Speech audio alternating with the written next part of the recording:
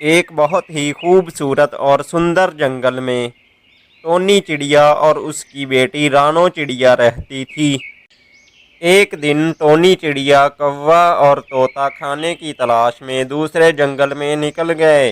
दूसरे जंगल में पहुंचते ही एक चील ने हमला कर दिया। वो टोनी चिड़िया को उठाकर ले जाती है और खा जाती है। कौवा, तोता और उल्लू दुखी होकर वापस रानो चिड़िया के पास आ जाते हैं। अरे कौवे अंकल, मेरी मम्मा कहाँ है? शाम काफी हो गई है। इतनी देर तक तो कभी नहीं रही है मेरी मम्मा घर से बाहर। मेरी मम्मा तो हमेशा यही कहती है कि बेटा शाम होने से पहले ही घर वापस लौट आना चाहिए। आप सब मुझे क्यों नहीं बता रहे कि मेरी मम्मा कहाँ है? मेरी मम्मा ठीक तो है ना?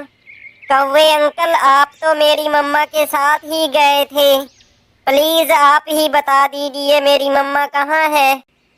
मेरे ख्याल में मानो को सच सच बता देना चाहिए कि उसकी मम्मा अब इस दुनिया में नहीं रही। वो बच्ची है अभी, शायद वो बर्दाश्त नहीं कर पाएगी इतना बड़ा झटका। उससे यही कहते हैं कि उसकी मम्मा रास्ता भूल गई है। रानो बेटा, तुम्हारी मम्मा और हम खाने की तलाश में दूसरे जंगल में निकल गए थे। रास्ते में तेज तूफान और आंधी शुरू हो गई और तुम्हारी मम्मा रास्ता भूल गई और हम में से किसी को भी नहीं पता चला। तुम परेशान मत होना, वो कल लौट आएगी। अच्छा कौवे मियाँ, मैं तो चलता हूँ। बच्चे इंतजार कर रहे होंगे। और उल्लू अपने घर चला जाता है। तमाम पक्षी ये बता नहीं रहे थे कि उसकी मम्मा को तो जालिम चील ने पकड़कर खा लिया है। आज रात तुम मानो को अपने साथ अपने घोंसले में ले जाओ। अकेले में ये डरेगी। तुम्हें तो पता है मेरा घोंसला कितना छोटा है और मेरे दो बच्चे भी हैं। हम तो खुद बड़ी मुश्किल से गुजारा करते हैं। तुम ले जाओ। तुम्हारा तो घोंसला भी मेरे घोंसले से बड़ा है। ऐसा कहते हुए तोता भी अपने घर चला जाता है। कौवा, जो के साथ वाले पेड़ पर ही रहता था, उसे रानों से हमदर्दी तो दूसरे पक्षियों से ज्यादा थी, लेकिन वो भी रानों को साथ ले जाने के लिए तैयार ना था। अब मैं भी चलता हूँ, तुम्हारी आंटी इंतज़ार कर रही होगी। कल सवेरे फिर आऊँगा मैं। मम्मा, आपके बगैर मुझे डर लगेगा। मैं कैसे अकेली रात गुजारूंगी? और फिर रात हो जाती है। रानो चिड़िया अपने दिल में अपनी मम्मा के ख्याल सोच सोच कर रोते रहती है। अगली सुबह सभी पक्षी रानो चिड़िया के पास जाते हैं और रानो चिड़िया को सच बता देते हैं। रानो बेटी, हमें माफ़ कर दो, हमने तुमसे सच बात छुपाई। दरअसल तुम्हारी माँ को एक जालिम चील ने खा लिया है और अब वो इस दुनिया में नहीं रही। और तुम्हें हौसला करना होगा, खुद से जीना होगा। नहीं कौवे अंकल, ऐसा ना कहो। ऐसे कैसे हो गया? अब मुझे कौन प्यार किया करेगा? कौन मुझे खाना खिलाया करेगा? ये कहते हुए रानो चिड़िया रोती रहती है। कौवे अंकल, आप मुझे दूसरे जंगल में मेरी मौसी के पास छोड़ आओ। यही भलाई होगी आपकी मेरे साथ। हाँ चलो, मैं तुम्हें छोड़ आता हूँ। रानो चिड़िया कौवे के साथ अपनी मौसी की तरफ चल देती है। जल्द ही वो दूसरे जंगल में पहुंच जाते हैं। क्या हुआ? क्या बात है मेरे बच्चे? तुम रो क्यों रही हो? कल शाम की बात है, हम खाना लेने दूसरे जंगल निकले और चील ने तुम्हारी बहन टुन्नी को खा लिया। रानो अकेली हो गई थी और हम पक्षियों ने बेहतर समझा कि उसे तुम्हारे पास छोड़ दें।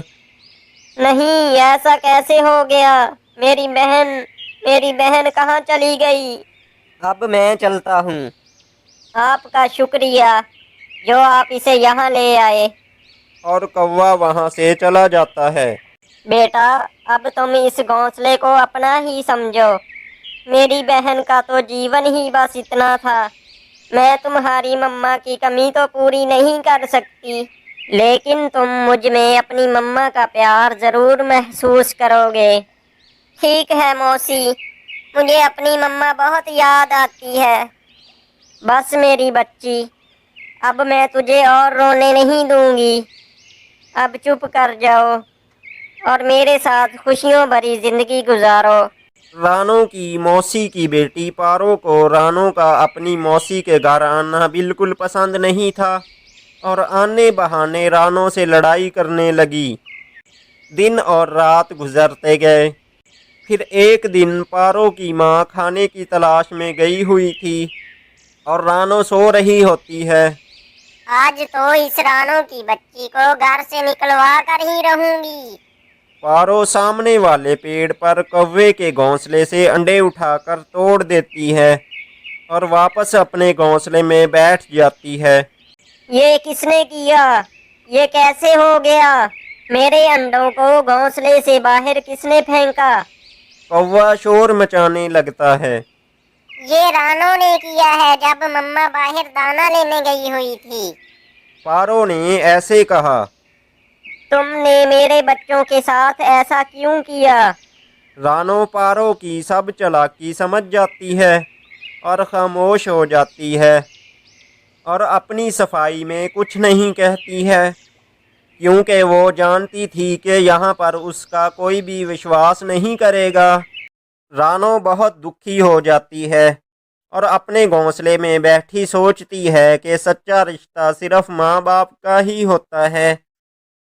जो प्यार माँ बाप देते हैं वो दूसरा कोई नहीं दे सकता है। ये सोचकर अगले दिन वो वापस अपनी माँ के घोंसले में चली जाती है और वहाँ पर रहने लगती है। तो दोस्तों, इस कहानी से हमें सीख मिलती है कि माँ बाप का रिश्ता ऐसा कीमती रिश्ता है जिसका बदल कोई नहीं हो सकता।